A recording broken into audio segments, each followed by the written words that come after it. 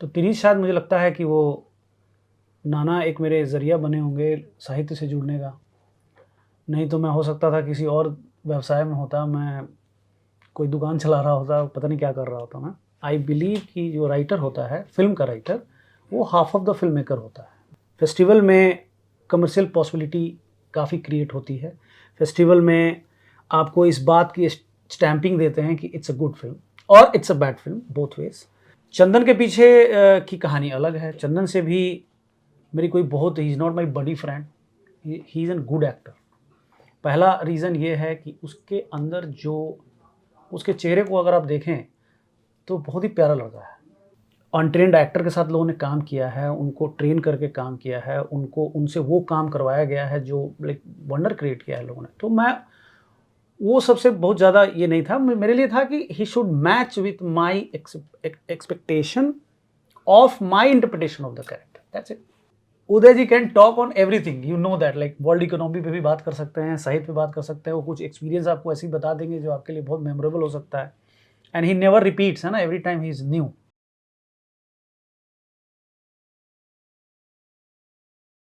जिंदगी भर के लिए एक नज़र काफ़ी है, पार जाने के लिए एक लहर काफ़ी है, खुद को पढ़ने के लिए सारे मजमून पढ़ो, मुझको पढ़ने के लिए एक सतर काफ़ी है।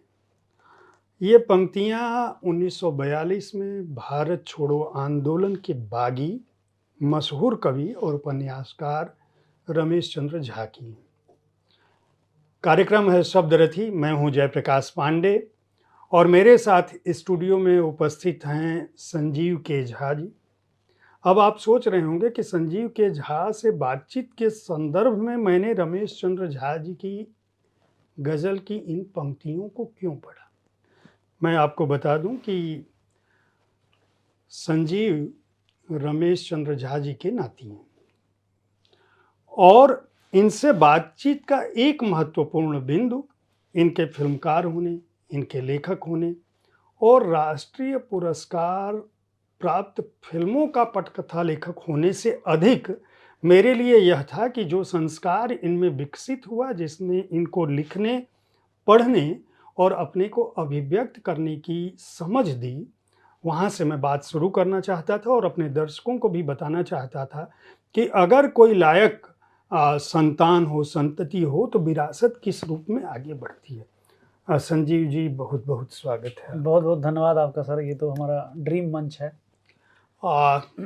मैं बताऊं कि संजीव के झा जी इसलिए इस स्टूडियो में उपस्थित हूं और शब्दरथी कार्यक्रम में इसलिए हैं क्योंकि इन्होंने एक बहुत ही साहित्यिक कृति और कहानी को फिल्मांकन करने की घोषणा की है। यानी ये तिरीच पर फिल्म बनाने जा रहे हैं। तिरीच उदय प्रकाश जी की कहानी है, एक ऐसी कहानी जिसने अपने प्रकाशन के बाद भारतीय साहित्य जगत में कहानी की जो परिदृश्य है उसको बदल दिया था।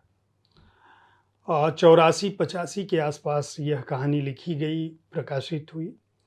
दुनिया भर में इस कहानी का अनुवाद हुआ, फ्रेंच, जर्मन, अंग्रेजी में।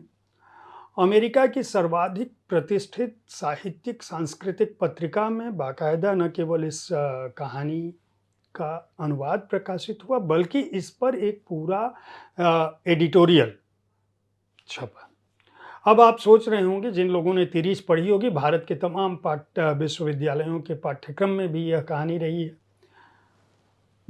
संजीव जी, ये तिरीच आप तक कैसे पहुंची?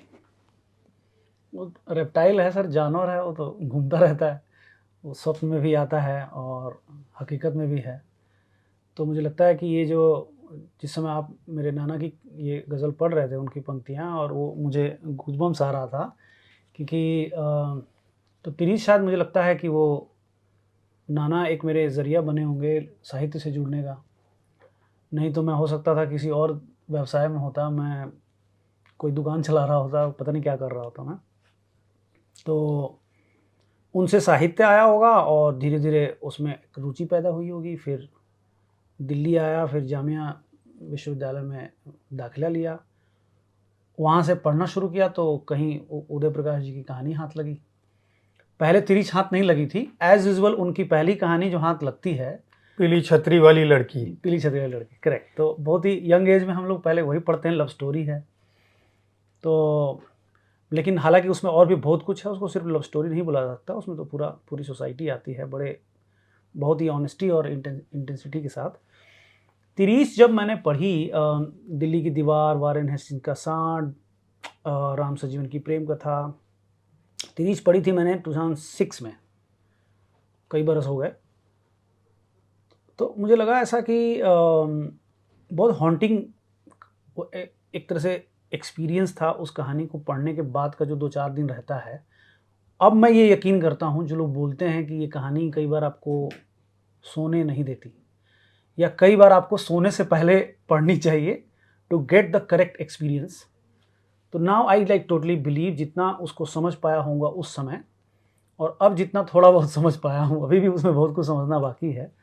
शायद इसीलिए फिल्म की कोशिश रही कि और सहज तरीके से उसको समझा जा सकता है। तो ये सब रहा रीज़न कि धीरे से लिटरेचर से आया, फिर उदय जी की कहानियाँ जीवन में आई, फिर तिरीश तक पहुँचा, अब यहाँ पहुँच गया हूँ। दरअसल मैं आपसे आपकी जो रचना प्रक्रिया है, आपके काम पर बात अभी करूंगा, लेकिन तिरीच पर इसलिए बात ज़रूरी है क्योंकि वह एक कहानी नहीं है केवल। तिरीच को जब हम पढ़ते हैं, जैसा कि आपने कहा, तो एक बच्चा अपने स्वप्न में तिरीच बिस्कोपड़ा समझिए आप, मैं अपने दर्शकों को बता रहा हूँ, बिस्कोपड़ा की बात हो रही है। कहीं गोए बोलते हैं, और गो बोलते हैं। हाँ, गो बोलते हैं, अलग अलग जगहों पे अलग अलग नाम है। लेजार्ड अंग्रेजी में कहते हैं, लिजार्ड। ठीक है। तो बच्चे के स्वप्न में वह आता है और वह उसका पीछा कर रहा होता है। बचपन में जिस तरह से गांव ग्रामीण क्षेत्रों के लोगों की स्मृतियों में छोटी छोटी कथाएं होती हैं, वह अपने दोस्त से सुना होता है कि ये जिसको काट लेता है, इसके अंदर सर्प से 20 गुना जहर होता है, और अगर लेजार्ड ये काट के, तिरीच किसी को काट दे और काटने के बाद सुसु करके उसके अंदर लौट जाए, तो आदमी को बचाना असंभव है। यह बच्चा अपने सपनों में बार बार, मैं तिरीच कहानी की बात कर रहा हूँ, बार बार देखता है। और ये कहानी इसलिए मैं रख रहा हूँ कि मैं इसके बाद संजीव से ये सवाल पूछूंगा कि इसका दृश्यांकन वो कैसे करेंगे, क्योंकि मैं आप कहानी सुनते समय, पढ़ते समय इसका विधान और भी ऊपर होगा। तो वो लड़का बार बार स्वप्न में देखता है और भागता है, उसकी नींद खुल जाती है, वो चिल्लाने लगता है, कई बार बड़बड़ाने लगता है, माँ आती है जगाती है, दो स्वप्न की तरह से। एक दिन उस बच्चे के पिता, जो उस बच्चे के आदर्श भी होते हैं, दुनिया के सबसे शक्तिशाली व्यक्ति होते हैं, जिनके पास हर तरह की समस्या का समाधान होता है, हर बच्चे के लिए अपने पिता की स्मृतियां ऐसी ही हैं, कम से कम ग्रामीण क्षेत्रों के जो बच्चे हैं आज के समय में भी।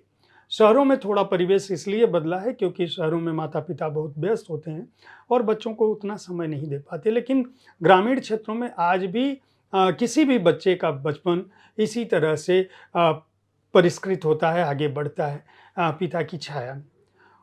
तो वह बच्चा, एक दिन उसको खबर आती है कि उसके पिताजी को वो चारपाई पर लाए जाते हैं कि तिरीच ने काट लिया। अगले दिन ट्रैक्टर पर उनको रखकर ले जाया जाता है, और फिर उस दिन उनका मुकदमा भी था।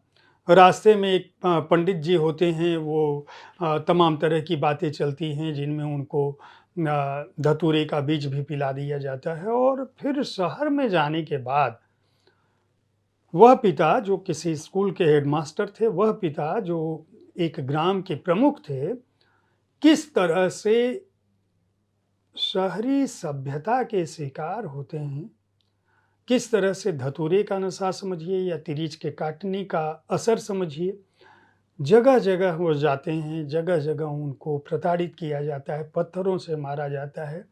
पूरे दिन एक व्यक्ति जो अपने समय का प्रतिष्ठित व्यक्ति होता है, जो बार बार कभी अंग्रेजी में कभी हिंदी में इस बात को कहने की कोशिश करता है कि मैं रिटायर्ड हेडमास्टर हूँ, मैं फला ग्राम का प्रमुख हूँ, वह अंत में मृत्यु को प्राप्त होता है। और बच्चे को ये सारा घटनाक्रम, जिस बालक की बात कर रहा हूँ जिसके सपनों में तिरी छा रहा होता है, यह बाद में जांच में पता चलता है। उसमें बहुत सारे समाज के संभ्रांत व्यक्ति भी आते हैं, वह बैंक में भी जाता है, वह थाने में भी जाते हैं, इस लड़के को पता चलता है। इस तरह से ये कहानी, पूरी की पूरी कहानी, न केवल शहरी सभ्यता पर, शहर और ग्रामीण मनुष्यता के संकट और परिदृश्य, बल्कि कल्पना और जिसको जादुई यथार्थवाद हम कहते हैं, जो पश्चिम में था अधिक, भारत में इस कहानी को माना जाता है कि जादुई यथार्थवाद को एक तरह से धरती पर उतारने की कोशिश की थी तिरिच ने। संजीव जी, इतनी कठिन कहानी को लेने के पीछे आप के दिमाग में क्या था और इसके लिए क्या रणनीति है? किन लोगों को आपने इसमें अदाकार के तौर पर रखा है? कितना समय लगा इस कहानी को पढ़ के आपको ये लगाने में कि भाई इसकी पटकथा ये होगी, फिल्म का ड्यूरेशन क्या होगा?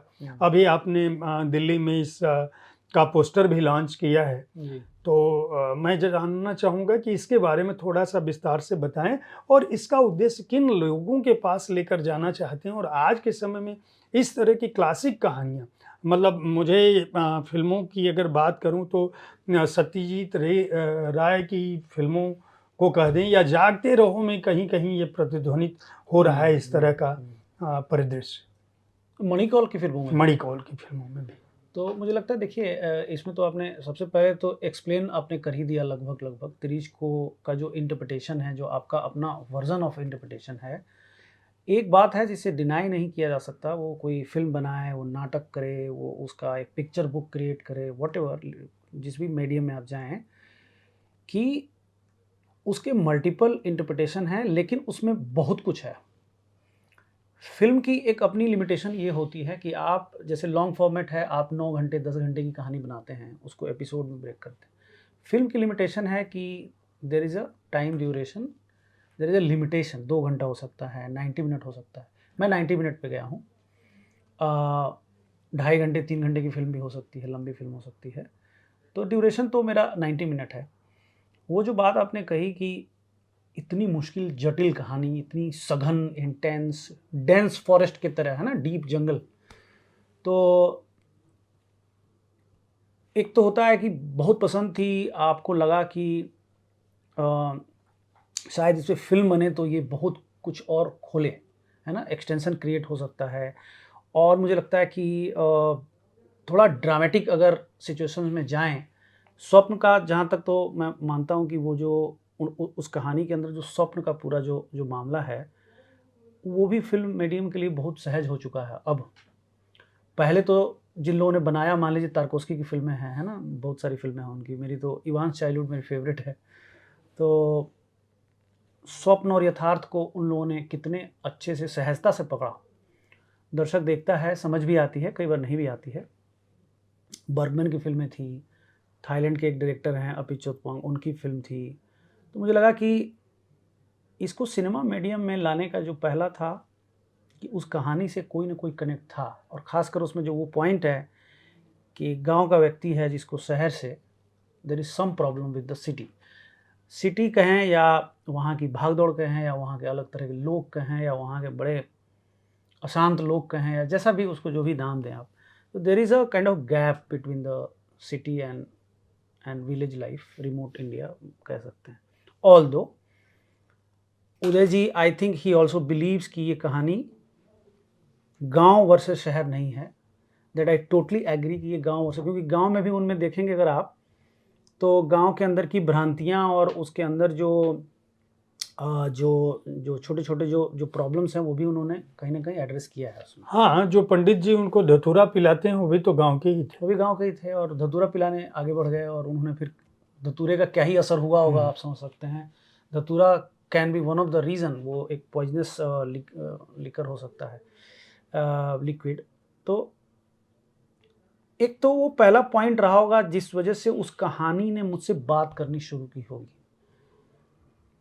कि मैं जहाँ से हूँ और मैं जहाँ रहता हूँ, या मैं जहाँ रहने की कोशिश कर रहा था, तो मुझे लगा कि हाँ यार, ये गैप तो मैं बहुत ईजिली महसूस कर सकता हूँ। पहली चीज़ तो बड़ी पर्सनल हो जाती है फिर।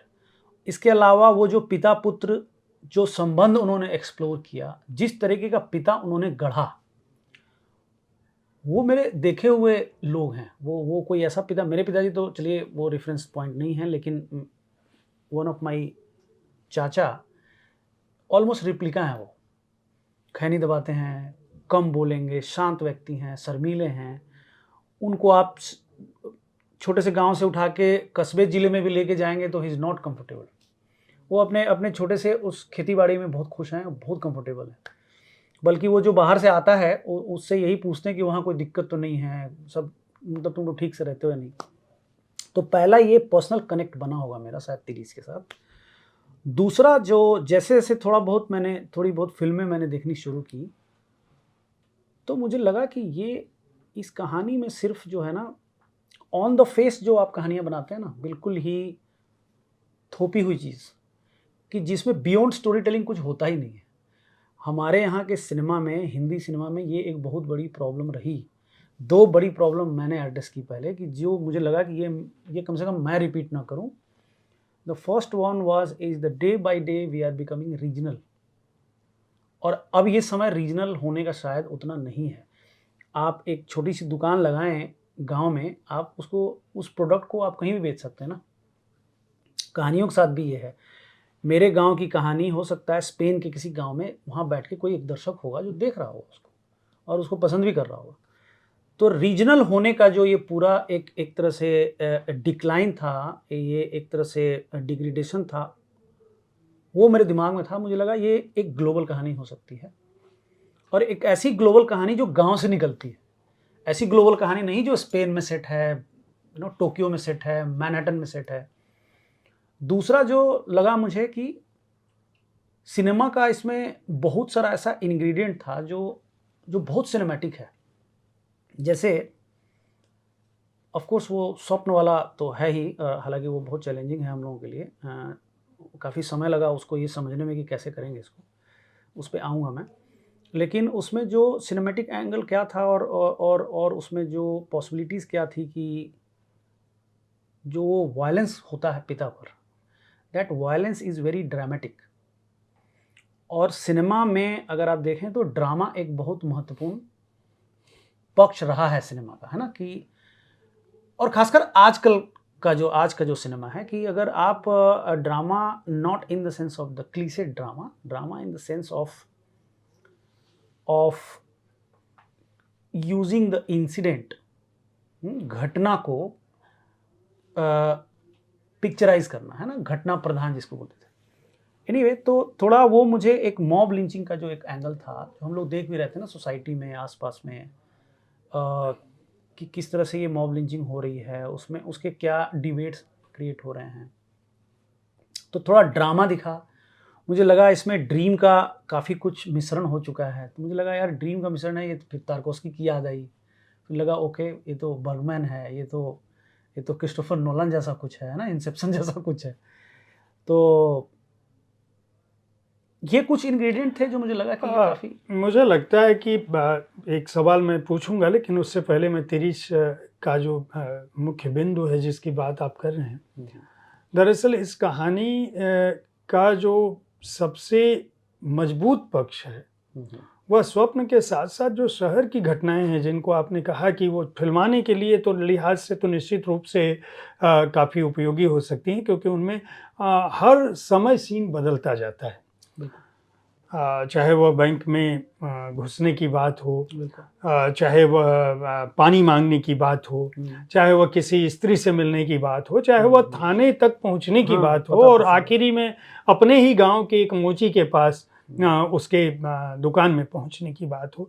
पूरे रास्ते जो घटनाक्रम चल रहा है, और जिस तरह से बच्चे पत्थर मार रहे हैं, जिस तरह से कपड़े फट रहे हैं, जिस तरह से चीज़ें घट रही हैं, उसमें किसी समाज की क्रूरता, भीड़ की मानसिकता, सभ्यता के नाम पर जो असभ्यता या कुसंस्कार हमने जागृत किया है, जो हमारा पहरावा है, या हम किसी भी व्यक्ति को उसके चेहरे से देख के कि इसका कपड़ा फटा है, ये मिट्टी में लिपटा है, या ये कुछ बड़बड़ा रहा है, तो ये पागल ही हो सकता है, ये लुटेरा ही हो सकता है, ये जाहिल ही हो सकता है, ये गवार, इस तरह की भी तमाम मानवीय पहलुओं को वो उठाती है।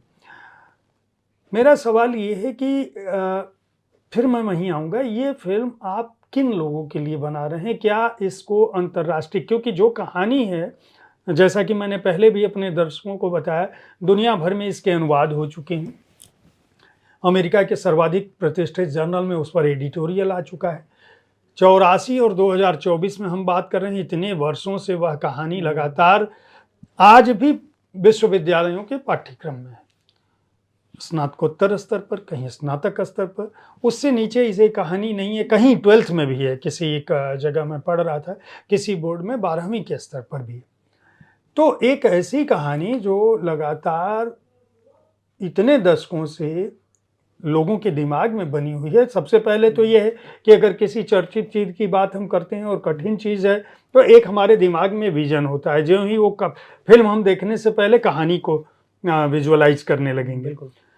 तो एक पहली चुनौती तो आपके लिए ये है। दूसरी चुनौती ये है कि जिस तरह से ये विश्वव्यापी है और आप जिस तरह से पश्चिमी फ़िल्मकारों से भी प्रभावित हैं और आपकी स्कूलिंग जो हुई है, और आप मैंने जैसा कि दर्शकों को बताया, सुमी को तो अवार्ड भी मिला था, 2 पुरस्कार मिल चुके हैं, उसका पटकथा लेखन आपने किया था। बतौर डायरेक्टर ये संभवतः मुझे लगता है आपकी पहली फिल्म होगी। आपने फिल्में लिखी हैं, जबरिया जोड़ी, बारोट हाउस, ठीक है, पटकथाएं कहीं लिखी, डायलॉग्स लिखे, कहानी लिखी। तो लिखना पढ़ना तो ठीक है, वहाँ तो आपको चलिए एक फ्रेम है, आप वहाँ बंधे। यहाँ अब आप पिक्चर बनाने सीधे सीधे जा रहे हैं और डायरेक्ट करने जा रहे हैं, और वो भी इतनी चुनौतीपूर्ण फिल्म के साथ जिसकी आपने घोषणा की है। तो सबसे पहले तो मैं आपकी इस चुनौती जो आपने स्वीकार किया है उसके लिए आपको शुभकामनाएं दूंगा। मेरी सदिच्छा है कि निश्चित रूप से आप इसमें सफल हों। और जहाँ तक जो मैं जिस तरह से आपके रिज्यूमे को और आपकी जो विरासत है जहाँ से आप आते हैं, डॉक्टर साहब भी, रमेश चंद्र झा जी भी, अपने समय में उन्होंने क्या कुछ लिखा उसको बच्चन से लेकर और तमाम बड़े लोगों ने स्वीकारा है। राम वृक्ष बेनीपुरी जी से लेके कोई बचा नहीं है जो उनको जानता रहा हो और जिसने उनकी तारीफ ना की हो। तो उन्होंने जिस तरह से अपने समय के साहित्य को प्रभावित किया, अब आपके ऊपर तो 3 चुनौतियां हैं। एक, उदय प्रकाश जी की कहानी का अपना स्तर। दूसरा, उस कहानी के जो पाठक हैं उनकी अपनी अपेक्षाएं।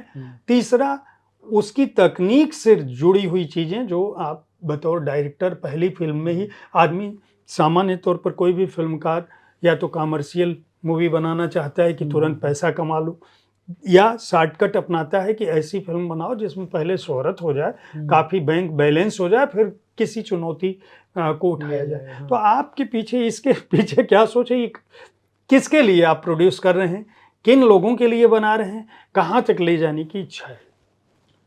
ओके, तो सबसे पहले तो मैं राइटिंग करियर की जो आपने बात की, पहले मैं उस पर बिल्कुल संक्षेप में बोलता हूँ कि देखिए, मैं आई बिलीव कि जो राइटर होता है, फिल्म का राइटर, वो half of the film maker होता है। तो ये जो 50% जो लोड है, ये तो मैंने पहले कम कर दिया। और अब मैं आता हूँ कि चूँकि देखिए उसमें जो डिटेलिंग्स आप करते हैं वही ब्लू स्क्रिप्ट होता है जो आप जाके शूट करते हैं उसको। उसमें कॉस्ट्यूम की भी कोडिंग होती है, उसमें डायलॉग्स और डिस्क्रिप्शंस और एक्शन तो होता ही है, लेकिन उसमें ये भी बताया जाता है कई बार कि कैमरा एंगल क्या है। कई बार ये भी बताया जाता है कि मिज़ॉन-सीन क्या है उस फिल्म का पूरा। उसमें एक-एक प्रॉप जो है वो राइटर्स लिख देता है कि यहाँ ये इस टेबल पे प्रिंट आउट पड़ी होगी, then you can not change it. तो let's believe this thing that writers are half of the film makers. Good, ठीक है सर। अब मैं आता हूँ इस पे, because I know that this is my first film, so this pressure is on me, so that's fine. हो सकता है कि पहली बार कोई क्रिकेटर मैच खेलने गया हो तो उसके ऊपर वर्ल्ड कप का पहला मैच और एक बहुत ही यंग एज का लड़का है उसके, लेकिन चैतन्य तमाने ने कोट बनाई, that was his first film. और सीपॉप थीसिस बनाई आनंद गांधी ने। कहा जाता है कि वो एकता कपूर का बालाजी का सीरियल लिख रहे थे। वो एक बिल्कुल ही अलग सेंसिबिलिटी है, ये सीपॉप थीसिस अलग फिल्म थी। वो मेरा कंसर्न नहीं था कि राइटर टर्न डायरेक्टर होना और उसके चैलेंजेस और उस माध्यम को समझने की बात। डेफिनेटली ये चैलेंज था कि तिरीच को बनाना है आपको। कोई रैंडम कहानी होती, फिक्टिशियस कहानी ऐसी अपनी खुद की लिखी होती तो कोई प्रॉब्लम नहीं थी। तो वो चैलेंज था, एक्सेप्टेड है, और उसके लिए काफ़ी मेहनत हुई है, बहुत दिनों की तैयारी हुई है। स्क्रिप्ट पर बहुत सारे मल्टीपल सेशंस हुए हैं एक्टर्स के साथ, लोगों के साथ, प्रोडक्शन टीम के साथ। और फिल्म में कम से कम एक बेनिफिट आपको मिलता है कि अगर आप रॉन्ग जाएंगे तो 20 और लोग हैं, they can tell you that you are going wrong, यहाँ से लेफ्ट ले लो। लिटरेचर में आप अकेले होते हैं बिल्कुल। तो एक तो ये बात है कि बड़ी अच्छी टीम मैंने बनाई है ना, से जो जिस लड़ाई को लड़ने जाना है उसके लिए मैंने सेना बहुत अच्छी तैयार की है। They are like very very sensible cinema lover लोग हैं वो, और दुनिया का हर सिनेमा समझते हैं, चाहते हैं कि उस तरीके की चीज़ बने। किसके लिए बना रहा हूँ? तो पहला तो है कि दर्शकों के लिए बना रहा हूँ ऑब्वियसली। ये दर्शक कौन से हो सकते हैं? मेरा प्लान है कि मैं पहले फेस्टिवल लेके जाऊँ, और फेस्टिवल में मैं बिलीव करता हूँ कि जो लोग वहाँ होते हैं, जो वहाँ फेस्टिवल का जो दर्शक होता है, वो बिल्कुल ही वो दर्शक है ही नहीं जो शायद थिएटर और ओटीटी का दर्शक हो। वो हो सकता है निहायत ही अलग दर्शक हो। जाना थिएटर के अंदर, फेस्टिवल के माहौल में, किसी दूसरे कंट्री से ट्रैवल करना, वहाँ जाके वो फिल्म देखना, इट्स वेरी एक्सपेंसिव, रेयर, और बहुत सारा एफर्ट लगाया जाता है उसमें। तो फेस्टिवल लेके जाऊँगा। फेस्टिवल में कमर्शियल पॉसिबिलिटी काफ़ी क्रिएट होती है। फेस्टिवल में आपको इस बात की स्टैंपिंग देते हैं कि इट्स अ गुड फिल्म और it's a bad film, both ways. Festival is the first target. उसके बाद ऑब्वियस सी बात है, हम फेस्टिवल से वापस जब आएंगे तो एक छोटा रिलीज़, जितना भी फिल्म की जो कैपेसिटी होगी उस बच्चे की, उस हिसाब से एक रिलीज़ प्लान करेंगे। रिलीज़ क्यों प्लान करेंगे? देखिए, बड़ा पर्दा हमेशा से हम लोगों का फैसिनेशन रहा। मैं कभी भी मोबाइल डिवाइसेस को, लैपटॉप पे चीज़ें देखने को पर्सनली मैंने कभी इंजॉय नहीं किया। मजबूरी है, ओटीटी और बिंज वॉच तो मजबूरी है, आपके पास उतना ही स्पेस है, उसी में देखना है। दूसरा कि लॉन्ग फॉर्मेट फ्रेम्स के बारे में नहीं होता, लॉन्ग फॉर्मेट इंगेजमेंट के बारे में होता है। तो मुझे लगा कि ओके, सिनेमा एक्सपीरियंस जो हम लोगों ने इतना लिया, ये हम लौटा पाएंगे क्या? कि कुछ बना के आपने लौटाया दर्शकों को और उसको बचाए रखा थोड़ा सा अपने कंट्रीब्यूशन से। तो डेफिनेटली एक रिलीज़ प्लान करेंगे। रिलीज़ प्लान करने के लिए अब वो भी डर नहीं है कि अच्छा, एक बिस्खापड़ या एक तिरीच या एक मॉनिटर लिजार्ड के बारे में है, एक आदमी को काट लेता है शहर में, फिर उसकी लिंचिंग हो जाती है।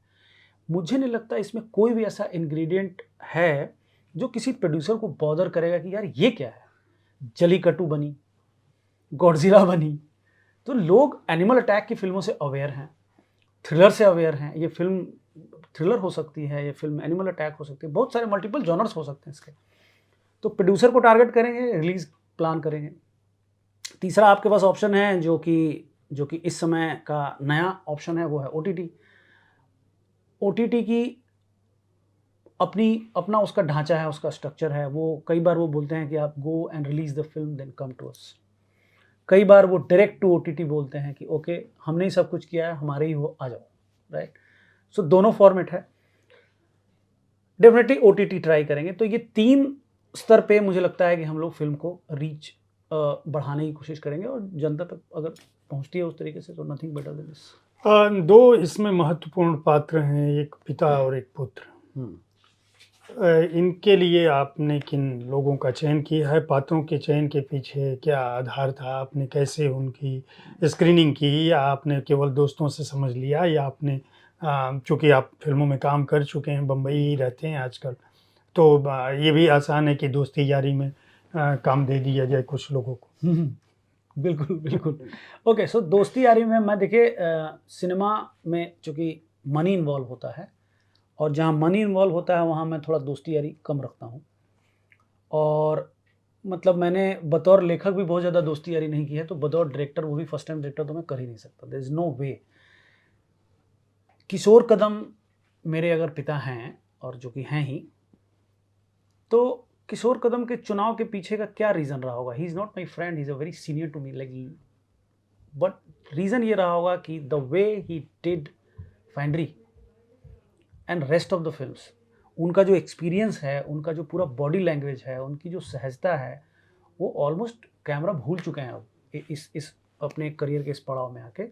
दूसरा, मुझे बहुत अच्छे से पता था कि किशोर जी इस इस कहानी से बहुत पहले से जुड़े हुए हैं, उन्होंने नाटकें की हैं इस कहानी पर, वो इस कहानी को उन्होंने जिया भी है। उदय जी को सबसे बड़ी बात है कि बहुत he loves him a lot, तो उनका एक रिस्पेक्ट है इस कहानी के प्रति। अगर मैं वहाँ 2 कदम रॉन्ग भी गया तो किशोर कदम कभी रॉन्ग जाने नहीं देंगे। तो मुझे लगा कि ओके। और पिता की भूमिका में जब वो पहली बार मुझसे मिले किशोर कदम, बड़ा अच्छा, बड़ा इंटरेस्टिंग वाक़या है, मैं बता देता हूँ। मेरे ऑफिस आए तो किसी एक फ्रेंड ने उनको बताया कि तिरिच बन रही है और संजीव झा जो है आपको ढूंढ रहे हैं। तो पहले तो वो यहीं से चौंके कि अच्छा तिरिच बन रही है। दूसरी बार जब वो मिलने आए तो मुझे लगता है कि उन्होंने जो कपड़ा पहन रखा था उस दिन, चेक शर्ट था, एक सिंपल सी पैंट थी, एक पेन लगा रखा था यहाँ पे, वो जैसे हैं वो एज इट इज़ वो इस कहानी के पात्र हैं। अगर आप उनको नज़दीक से देखें, गौर से देखें, तो मुझे लगा इसमें मुझे बहुत कुछ डालने की ज़रूरत नहीं पड़ेगी। ये वही है। मैं क्या डाल सकता हूँ इसके अंदर कि सिनेमा को जिस ढांचे में हम लेके आ रहे हैं, हम जो बदलाव कर रहे हैं ना, उन बदलावों पे आइए आप। कि हम एक 85 में लिखी हुई कहानी है 2024 में बना रहे हैं, तो ऑब्वियसली बहुत चीज़ें बदल गई हैं अभी ना।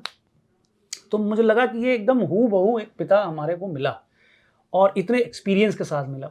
इसके अलावा था कि मुझे एक्टर का थोड़ा वो भी चेक करना था कि यार क्या टेम्परामेंट है, कितना मुझे झेल पाएंगे, मैं उनको झेल पाऊंगा। तो मल्टीपल राउंड्स ऑफ मीटिंग हुई है उनके साथ and I think he is very keen, very excited to do it. तो किशोर कदम जी डेफिनेटली। चंदन के पीछे की कहानी अलग है। चंदन से भी मेरी कोई बहुत, he is not my buddy friend, he is an good actor. पहला रीज़न ये है कि उसके अंदर जो, उसके चेहरे को अगर आप देखें तो बहुत ही प्यारा लड़का है। दूसरा, मुझे बहुत मेकअप करने की अब ज़रूरत नहीं है। If Kishore Kadam ji is sitting and Chandan is sitting, colour, skin colour जो है, कॉम्प्लेक्सन जो है, it is like going with the father son. क्योंकि ये होता है ना, बाप बेटे की कास्टिंग जो आप करते हैं, तो हमने तो फोटोग्राफ्स प्रिंट कराया, रखा टेबल पे, 2-2 दिन बैठ के देखते रहे इस फोटोग्राफ्स को कि ये पिता पुत्र हैं क्या। चंदन जो अभी दिखते हैं और जिस लुक में और जिस कॉस्ट्यूम में, कहानी में वो चंदन होते ही नहीं है। वो पंचायत में देखिए आप, वो जिस तरह से काम किया, अभी जैसे वो अपीयर हो रहे हैं मीडिया में एंड ऑल दैट, तो जैसा वो बार बार बोल भी रहा है कि भाई जीवन और सिनेमा बिल्कुल अलग है, उसको आंखों मत कि मैं जैसा हूँ वैसा। तो चंदन के अंदर जो सिंप्लिसिटी थी, चंदन जितना रीचेबल था मेरे लिए, है ना। और मैं इससे नहीं डर सकता कि उन्होंने कितना काम किया है, महान काम किया है या खराब काम किया, it doesn't matter. First time actors भी होते हैं ना, मतलब जो पैरेलल सिनेमा तो कई बार चला ही इन चीज़ों पे। तो अनट्रेन्ड एक्टर के साथ लोगों ने काम किया है, उनको ट्रेन करके काम किया है, उनको उनसे वो काम करवाया गया है जो लाइक वंडर क्रिएट किया है लोगों ने। तो मैं वो सबसे बहुत ज़्यादा ये नहीं था, मेरे लिए था कि he should match with my expectation of my interpretation of the character, that's it. दोनों मैच करते हैं। 2 सवाल। एक सवाल, इस फिल्म का बजट कितना होगा और पैसा कहाँ से अरेंज कर रहे हैं? और दूसरा सवाल, उदय प्रकाश जी का कितना दबाव या कितना प्रभाव इस फिल्म में आपको मिलेगा? क्योंकि उदय जी का भी अपना अनुभव, वो केवल कहानीकार, कवि, साहित्यकार, प्राध्यापक नहीं है। फिल्मों पर उनकी अपनी भूमिका बहुत रही है और खुद उन्होंने कुछ फिल्मों को डायरेक्ट किया है, जुड़े रहे हैं लगातार। फिल्मी दुनिया उनके लिए अनजानी दुनिया नहीं है। और इरफान खान से लेके तमाम लोग उनके मित्र रहे हैं, चहेते रहे हैं। मतलब एक तरह से बॉलीवुड को बहुत अच्छी तरह से बॉलीवुड, हॉलीवुड भी जानते हैं। तो उदय जी के लिए उनका जो सिनेमा के प्रति जो उनकी सूक्ष्म दृष्टि है, मुझे लगता है कि वो आपके फिल्मांकन के समय कहीं एक अलग तरह की चुनौती के रूप में ना हो जाए, क्योंकि उदय जी की अपनी सोच है और अपनी दृष्टि है। तो मैं बताता हूँ इस पर, बहुत मज़ेदार बात है ये। हो सकता है कि उनके बारे में भ्रांतियाँ हों लोगों के अंदर, हो सकता है लोगों के अंदर ये एक बिलीफ हो कि शायद उदय जी इंटरफेयर करते हैं। ऐसा बिल्कुल नहीं है। प्रभाव है या दबाव है ना, 2 शब्द आपने बोले थे। तो एक्चुअली दबाव बिल्कुल नहीं है, प्रभाव बोल सकते हैं आप, है ना। प्रभाव होना बहुत अच्छी बात है, एक इतने लीजेंड का प्रभाव आपके ऊपर है अगर तो। दबाव मुझे नहीं लगता कि कभी ऐसा हुआ होगा। हाँ, शायद मुझे लगता है कि उनके मन में कभी ऐसी एक कोई अ, भावना आई होगी कि ये मैं हैंडल कर पाऊँगा कि नहीं। ये इसको बनाने के लिए जिस तरह के लोग और टीम और जिस तरह के बेसिक इंफ्रास्ट्रक्चर और ओ धन की ज़रूरत है, बजट की ज़रूरत है, वो मिल पाएगा कि नहीं मिल पाएगा। तो वो सब थोड़े बहुत उनके कंसर्न शुरू के थे, जो समय के साथ वो दूर हो गए। कई सारे सेशंस हुए हम लोगों के साथ में बैठ के, और मुझे लगता है कि उन्होंने, हालाँकि तिरिच पे वो ज़्यादा बात नहीं करते हैं। जब भी आप उनसे तिरिच पे बात करेंगे, तो Uday ji can talk on everything, you know that, like world economy पे भी बात कर सकते हैं, साहित्य पे बात कर सकते हैं, वो कुछ एक्सपीरियंस आपको ऐसे ही बता देंगे जो आपके लिए बहुत मेमोरेबल हो सकता है। एंड ही नेवर रिपीट्स, है ना, every time he is new. But whenever you go to talk to तिरिच, हो सकता है कि वो बात वहाँ तक पहुँचे नहीं कि आप कुछ जानना चाह रहे हो और आपको कुछ ऐसा मिल गया हो। लेकिन उदय प्रकाश को टोटलिटी में समझने की मेरी एक कोशिश रही कि उनको सिर्फ एक कहानी की वजह से नहीं समझा जाए, उनको उनको उस पूरे टोटलिटी में समझा जाए कि और भी कहानियों में उदय प्रकाश की वॉइस क्या है।